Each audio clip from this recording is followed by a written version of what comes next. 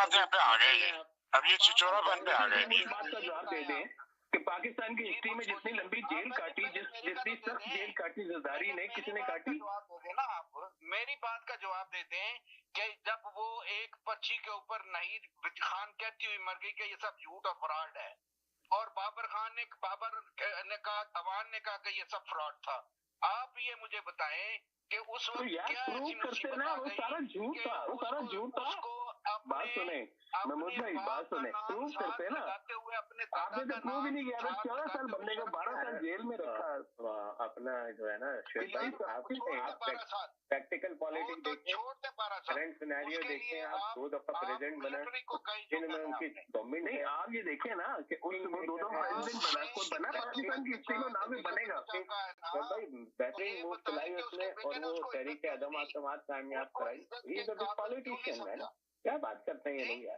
सरदारी के मुकाबले का तो कोई पॉलिटिशियन है नहीं पाकिस्तान में।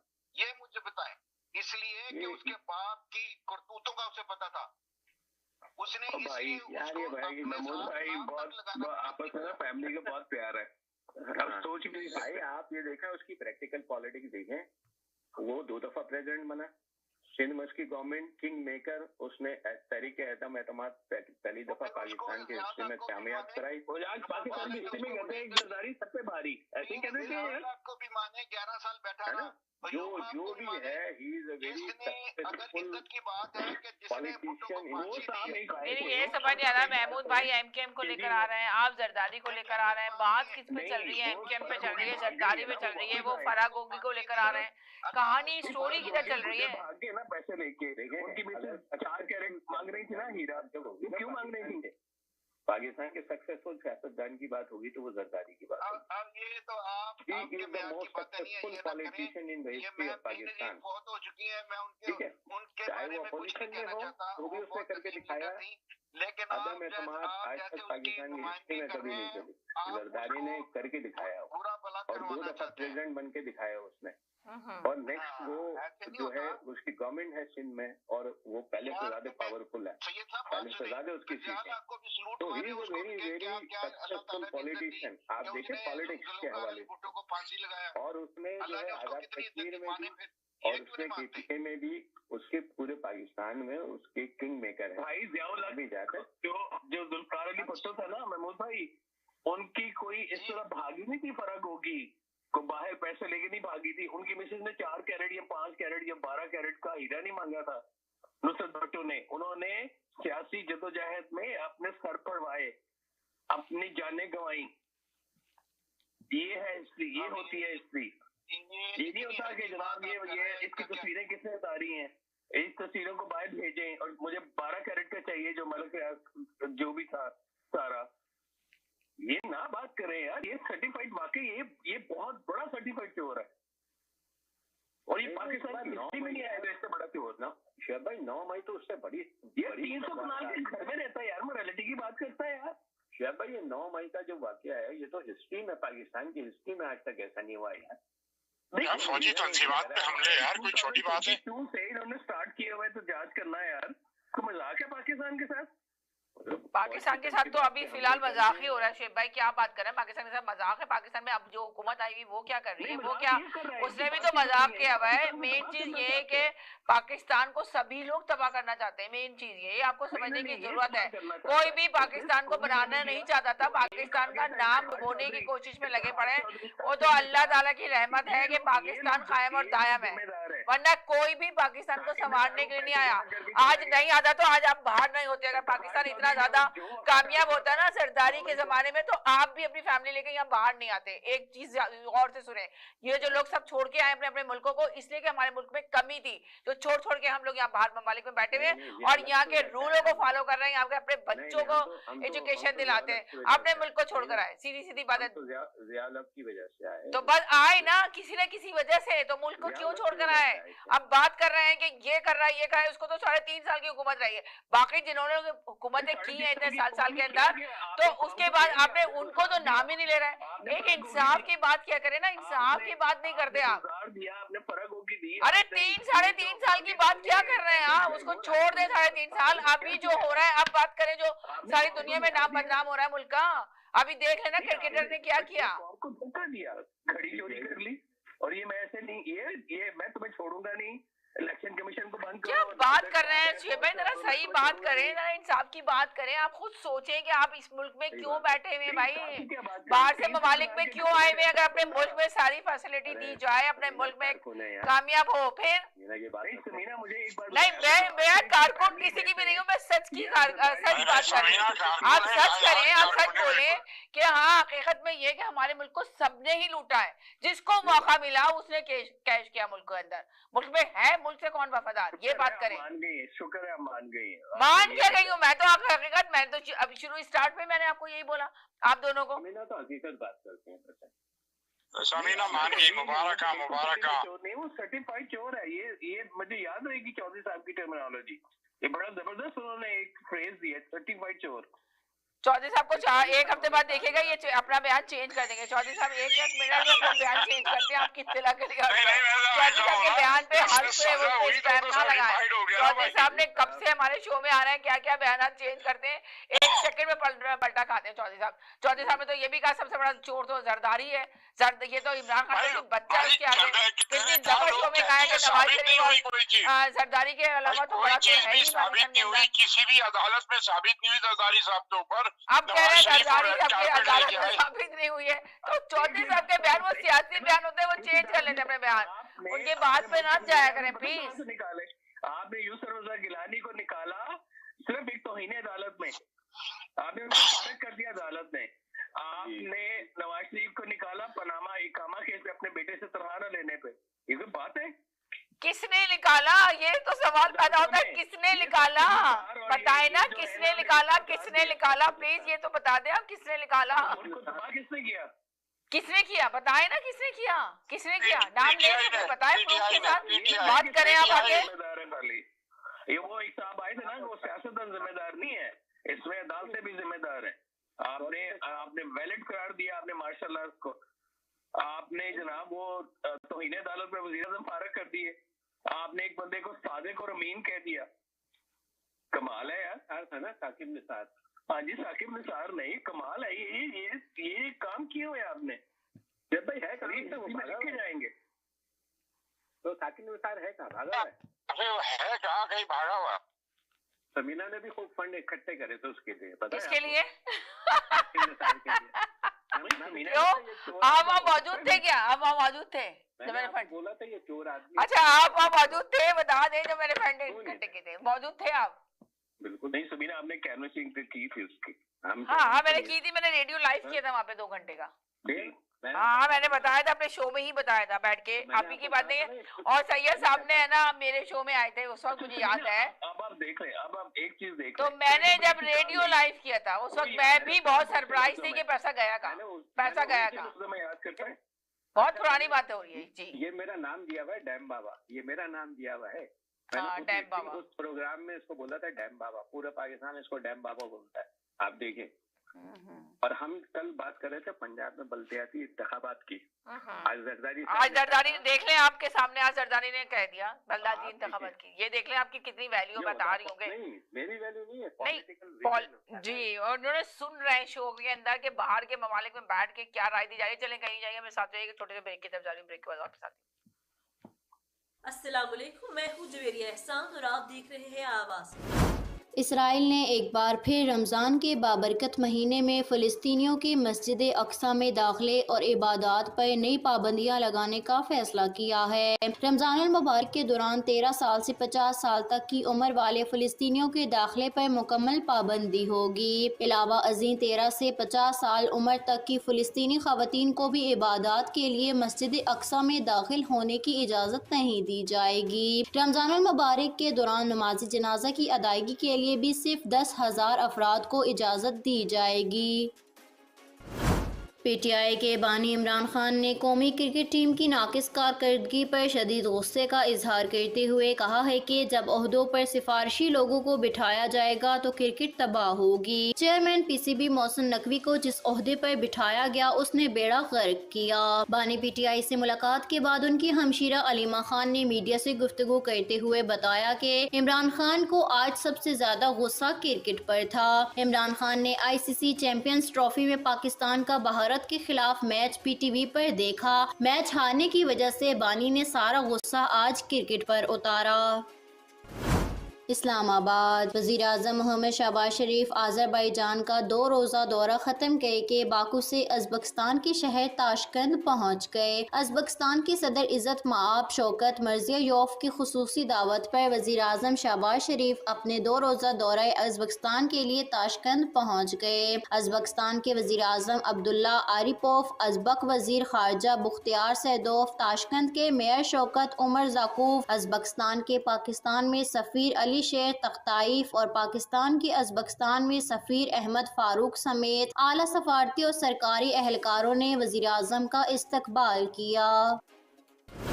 वफाकी वज़ीर ख़जाना मोहम्मद औरंगज़ेब का तनख्वाहदार तबके पर टैक्स के हवाले से बयान सामने आ गया। लाहौर में मीडिया से गुफ्तगू करते हुए उन्होंने कहा कि अल्लाह का शुक्र है कि मुल्क में मुआशी इस्तेहकाम आ रहा है, स्टॉक मार्केट ऊपर जा रही है। उन्होंने कहा कि करेंसी भी इस्तेहकाम है और पॉलिसी रेट भी कम हुआ है। हमारी मईशत की बुनियाद बन गई है, अब हमें पायदार तरक्की की तरफ जाना है।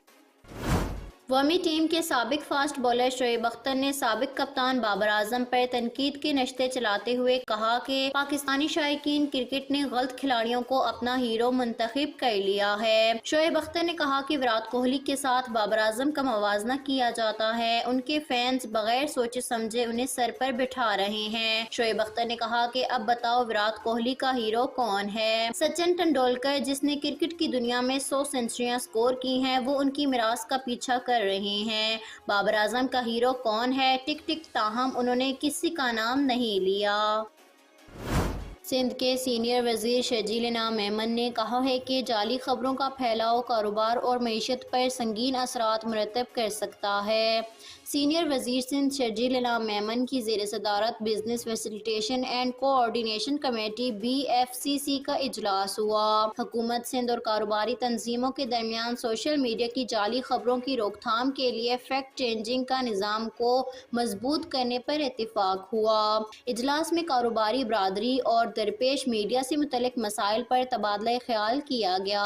शर्जील मेमन ने कहा कि हुकूमत जाली खबरों के चैलेंज से निपटने के लिए मौसर इक़दाम उठाने के लिए पुरअज़म है ताकि कारोबारी बरादरी के मफादात का तहफ़्फ़ुज़ किया जा सके। जाली खबरों और गलत मालूमात से निपटने के लिए ज़िम्मेदाराना सहाफ़त और मुतल्लिका फ़रीक़ैन का तावन नागुज़ीर है। अमरीकी फेडरल एजेंसीज़ ने अपने मुलाजमीन को हिदायत जारी की है कि वो एलन मस्क की भेजी गई ईमेल्स को नज़रअंदाज करें और किसी भी किस्म की बरतरफी या पॉलिसी तब्दीली के अहकामात पर अमल ना करें। एलन मस्क ने हज़ारों फेडरल मुलाजमीन को ईमेल्स भेजकर उनसे 48 घंटों के अंदर मसाइल की रिपोर्ट्स जमा कराने को कहा था। इस इक़दाम के फ़ौरन बाद इतवार के रोज़ अमरीकी फेडरल एजेंसीज़ ने एक मेमो जारी करते हुए मुलाजमीन को खबरदार किया कि वो मस्क की हिदायत को नज़रअंदाज करें और सिर्फ अपनी चेन ऑफ कमांड के अहकामात पर अमल करें। वज़ीर आला खैबर पख्तूनख्वा अली अमीन गंडापुर का एक रोज़ा दौरा कराची नासाजी तबीयत के बाइस मुलतवी कर दिया गया। वज़ीर आला के दौरे की नई तारीख का ऐलान बाद में किया जाएगा। अली अमीन गंडापुर आज सूबाई काबीना अरकान बैरिस्टर मोहम्मद अली सैफ, मीना खान आफरीदी, मेम्बरान सूबाई कौमी असम्बली, साबिक सीनेटर मोहम्मद अली दुर्रानी और दीगर के हमरा कराची का दौरा करने वाले थे। कराची में अली अमीन गंडापुर का इंसाफ हाउस का दौरा, पीर पगाड़ा से मुलाकात और दीगर अहम मसरूफियात शेड्यूल थी। अमरीकी सदर डोनाल्ड ट्रंप की जानिब से की जाने वाली सरकारी बजट कटौतियों के बायस CIA के हसास दराजों के अफशा होने का खतरा पैदा हो गया। फरवरी के आगाज में व्हाइट हाउस को एक ईमेल भेजी गई थी जिसमें मुमकिना बरतरफियों के लिए कुछ अफसरान के नाम दिए गए थे। CIA अब इस खदशे का जायजा ले रही है कि कहीं ये ईमेल अंडर कवर काम करने वाले एजेंट्स की शिनाख्त के अफशा होने का सबब तो नहीं बनी। CIA की आला क़यादत इस बात पर गौर कर रही है कि अगर बड़े पैमाने पर बरतरफियां हुई तो ये साबिक मुलाजमीन के एक नाराज ग्रुप को जन्म दे सकती हैं जो कि हसास मालूमात गैर मुल्की एजेंसियों या हैकर्स को फरोख्त करने पर आमादा हो सकते हैं। अमीर जमात इस्लामी पाकिस्तान हाफिज नईमुर रहमान से नामवर मजहबी स्कॉलर डॉक्टर जाकिर अब्दुल करीम नाइक ने मंसूरा में मुलाकात की। डॉक्टर जाकिर नाइक, जो गुज़िश्ता बरस अक्टूबर में दौरे पाकिस्तान के दौरान सिक्योरिटी मसाइल के बायस मंसूरा न आ सके, मंगल की सुबह लाहौर एयरपोर्ट पर आमद के बाद मंसूरा पहुंचे। अमीर जमात ने डॉक्टर जाकिर नाइक का इस्तकबाल किया और उन्हें खुशामदीद कहा। हाफिज नईमुर रहमान ने डॉक्टर जाकिर नाइक को जमात इस्लामी की दीनी खिदमात, तालीमी काविशों, फलाही सरगर्मियों और तहकीकाती कामों से मुतल्लिक आगाह किया और उन्हें मुख्तलिफ शोबों का दौरा कराया। आवाज न्यूज से फिल्म वक्त इतना ही। मज़ीद खबरों और अपडेट्स के लिए देखते रहिए आवाज न्यूज।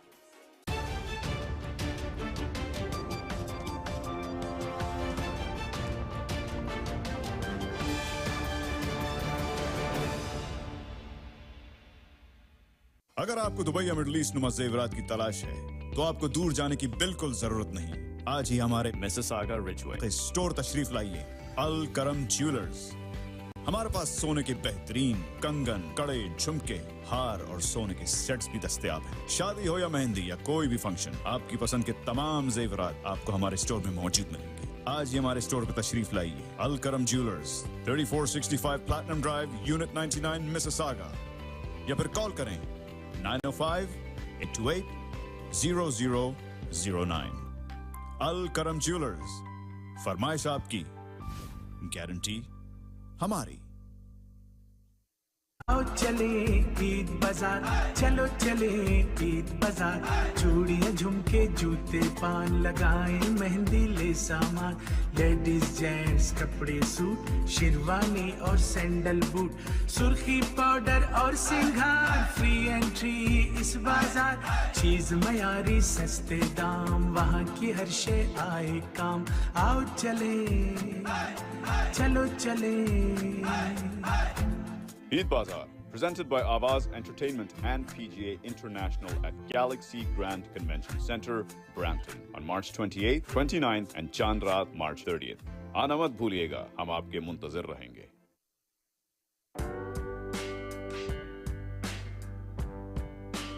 कनाडा में बढ़ती हुई महंगाई, जराइम में बेहद इजाफा, घरों की आसमान को छूती कीमतें, स्कूल में छोटे बच्चों की फौहश सेक्स एजुकेशन। ऐसा क्यों? कौन जिम्मेदार? लिबरल पार्टी, कंजर्वेटिव पार्टी या दोनों? इन जैसे मसाइल के हल के लिए 2020 में मारूफ न्यूरोलॉजिस्ट डॉक्टर राणा ने सेंट्रिस्ट पार्टी की बुनियाद रखी। सेंट्रिस्ट पार्टी हम सबकी आवाज है। आप भी सेंट्रिस्ट पार्टी में शामिल होकर हमारा साथ दें। मजीद तफसीलात के लिए centristcanada.ca विजिट करें।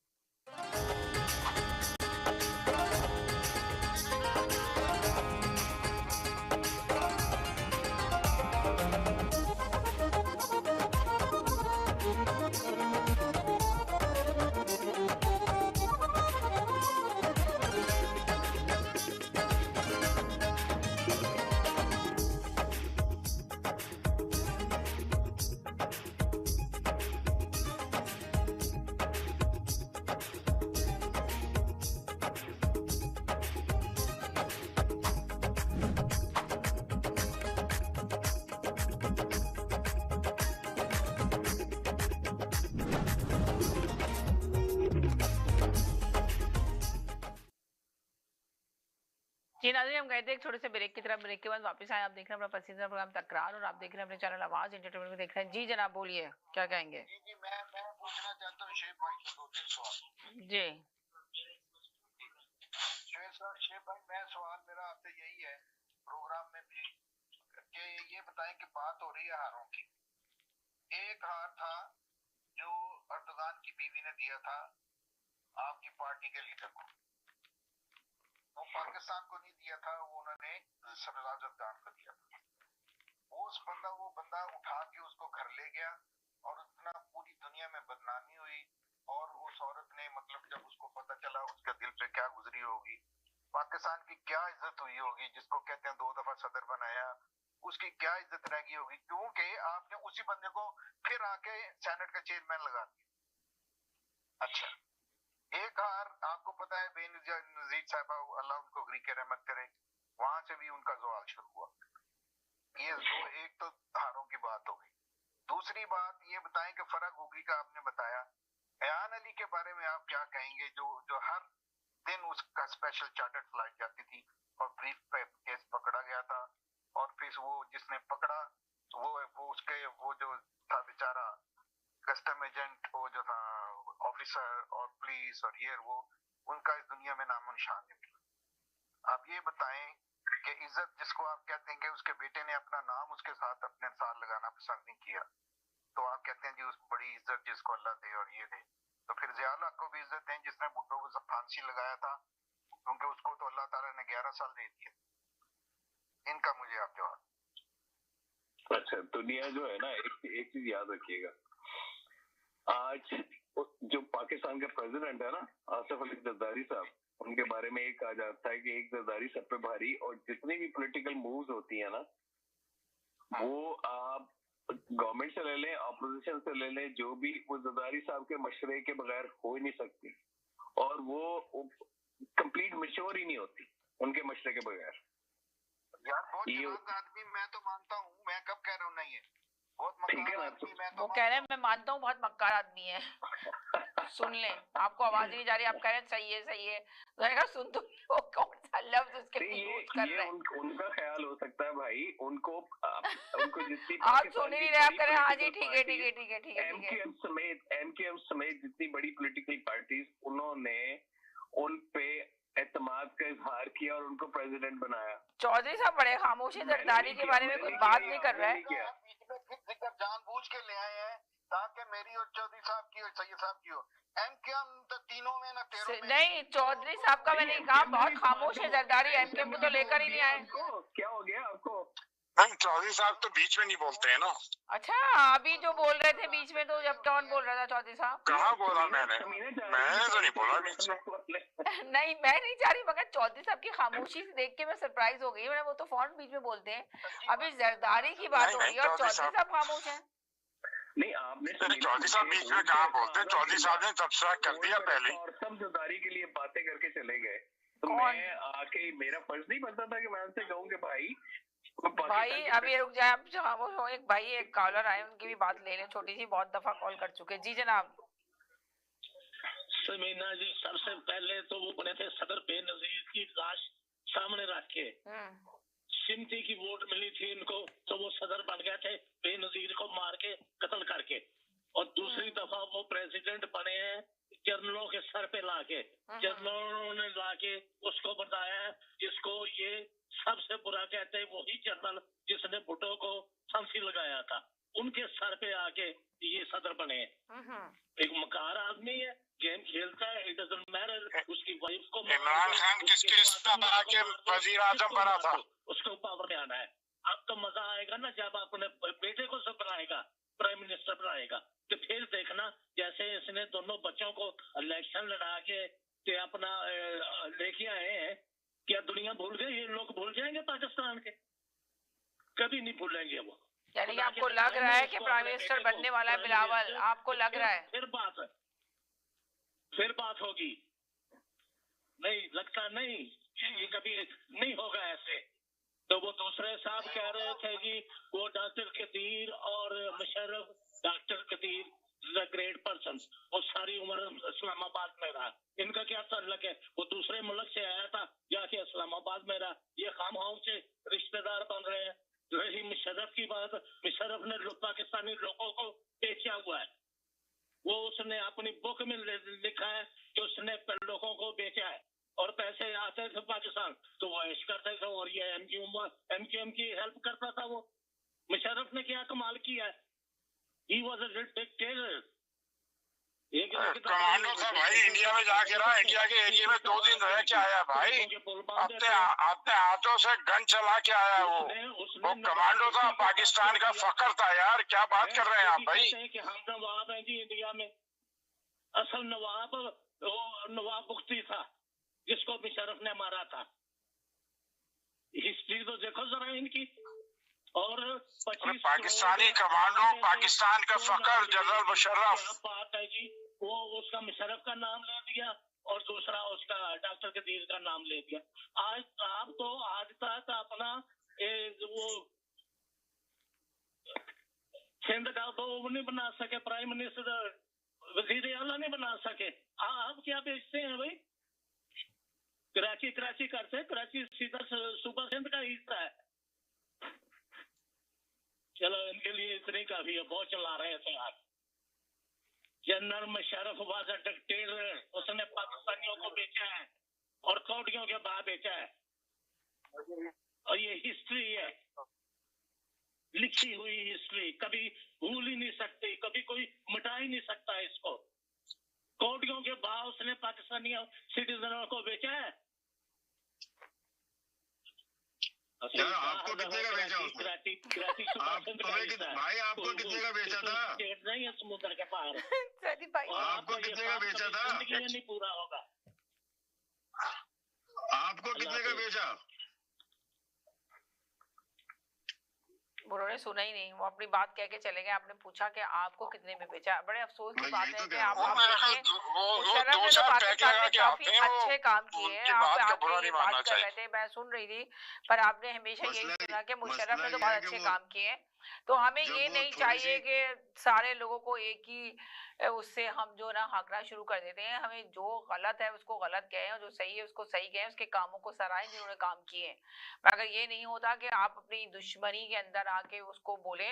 आप इस वक्त हम बात करते हैं मुल्क के लिए कि मुल्क में किस तरह बेहतरी आएगी, मुल्क के हालात किस तरह बेहतर होंगे। ये सारे इतने सारे क्वेश्चन थे जिस पे गुफ्तगू नहीं की गई, लेके अपने अपने मौकूफ को लेके लोगों ने आगे चले और आगे बयानात देना शुरू कर दिए। अभी जो मुल्क के हालात हैं उसको किस तरह बेहतर किया जा सकता है, मेन चीज ये है। इस पे हम डिस्कस कर रहे थे। एक ही तरीका है।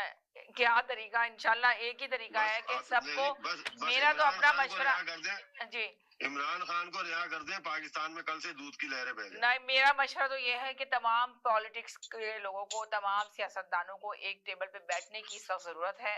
बैठें और बैठ के डिस्कस करें और मुल्क के हालात को बेहतर करने की कोशिश करें, ताकि मुल्क कहीं से तरक्की करे। ये ना हो कि हमेशा कर्जों को ले लेके मुल्क चलाने को बंद करें कि हर एक से कर्जा लेने के बाद आप लोग बहुत ढोल बजाते हैं और धूम बजाते हैं कि जी हमें कर्जा मिल गया और अब मुल्क के हालात बेहतर होंगे और हम ये बनाने जा रहे हैं और ये तामीर करने जा रहे हैं। ऐसा ना करें, वो सिर्फ गरीब आवाम पे ही बोझ डालते हैं। अमीर तो पाकिस्तान में अमीर तरीन होता चला जा रहा है और गरीब गरीब तर होता जा रहा है। तो चले बस जाते जाते यही कहेंगे, खुश रहें, मुस्कुराते रहें, जिंदगी बहुत खूबसूरत है, अपना ख्याल रखें, दुआओं में याद रखें। जिंदगी रही इंशाल्लाह कल फिर नए टॉपिक के साथ हाजिर होंगे। जब तक के लिए इजाजत चाहते हैं, अल्लाह हाफिज। इस दफा तो